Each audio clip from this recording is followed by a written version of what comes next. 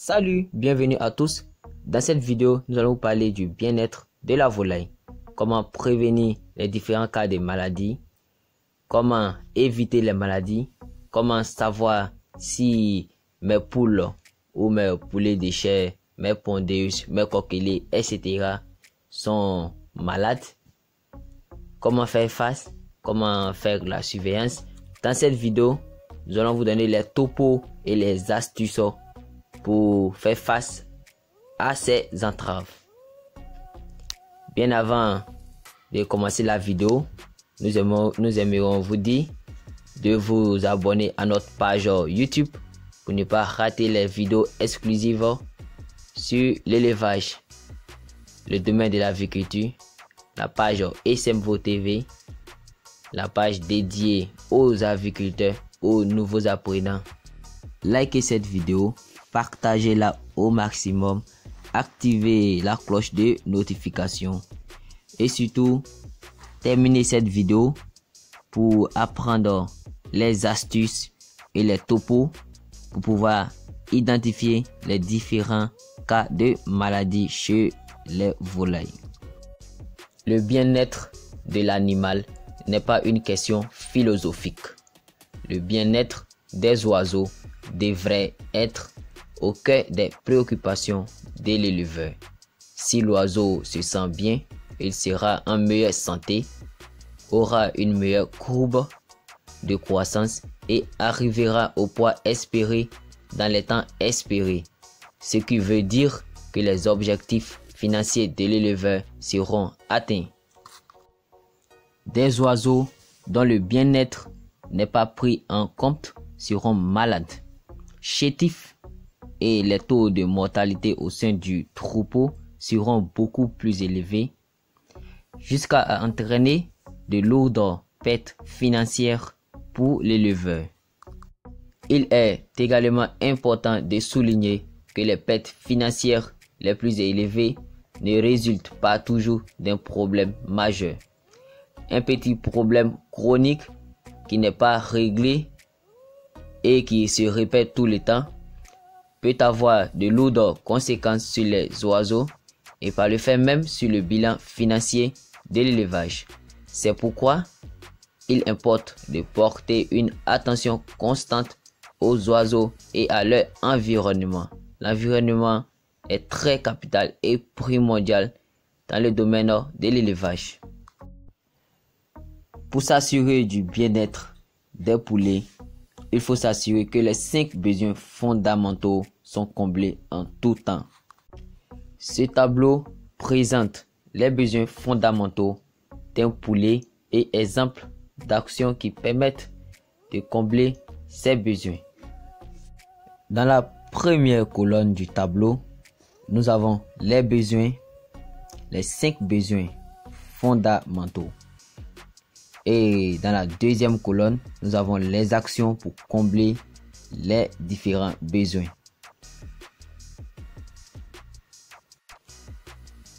Premier besoin du tableau, nous avons l'absence de faim, de soif ou de malnutrition. Les actions menées pour combler ces besoins sont les suivants. Nous avons en 1, fournir en tout temps une eau propre et fraîche. Les volailles sont des êtres vivants et elles ont besoin de boire une eau buvable et non une eau imbuvable pour garder leur bon état de santé. Servir l'alimentation requise, l'alimentation demandée, l'alimentation qui est à leur âge, car dans le domaine de l'alimentation, nous avons l'alimentation démarrage, croissance et finition. Ne pas donner de l'alimentation démarrage à des volailles qui sont en phase de croissance. Ça peut engendrer des difficultés après. Tant au point de vue de la quantité que de la qualité. Donner la quantité réduit le coût des dépenses, mais donner la qualité est encore meilleur. Elle augmente le coût des dépenses, mais elle est très avantageuse, ce qui permet d'augmenter le taux de bénéfice, le taux de productivité. Donc, si on doit voter entre l'alimentation de quantité et de qualité, la qualité sera préférable. Deuxième besoin, absence d'inconfort climatique ou physique. Comme action pour combler ces besoins, nous avons contrôlé la poussière et l'ammoniac, litière en bon état, assurer le maintien d'une température et d'un taux d'humidité relative correspond au stade de croissance des oiseaux. Ventilation adéquate. Troisième besoin, nous avons l'absence de douleur, de blessures et de maladies.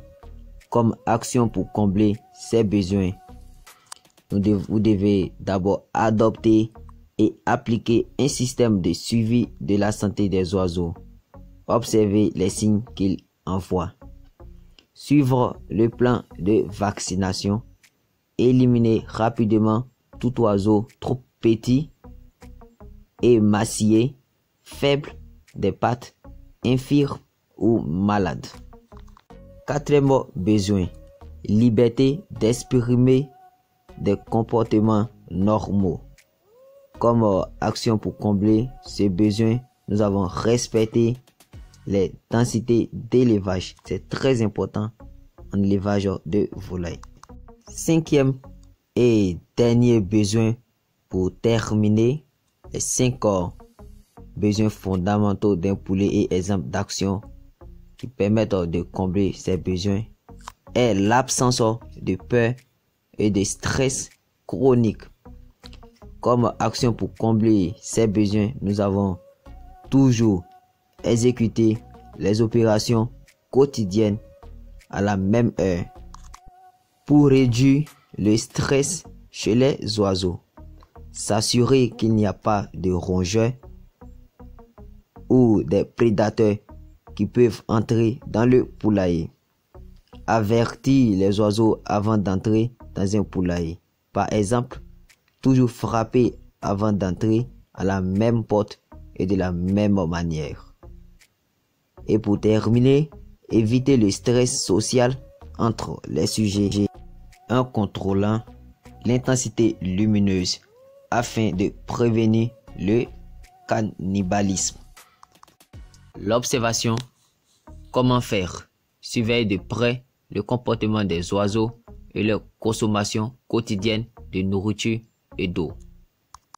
Observer le comportement des poulets et y détecter des changements demande un peu de temps. Mais avec le temps et la patience, vous pourrez rapidement et facilement reconnaître des changements dans le comportement des poulets. Restez un moment devant la porte du poulailler avant d'entrer dans le bâtiment. Écoutez le bruit des poules. Y a-t-il quelque chose de différent? En entrant, prenez le temps de respirer et de sentir. Il y a peut-être une odeur différente qui pourrait être causée par les fientes ou une ventilation déficiente. Une fois à l'intérieur, regardez et écoutez. Est-ce que les poules réagissent différemment à votre présence? Cette réaction est-elle plus ou moins intense qu'à l'habitude? Attardez-vous à la température. Est-ce qu'il fait aussi chaud ou moins chaud que d'habitude?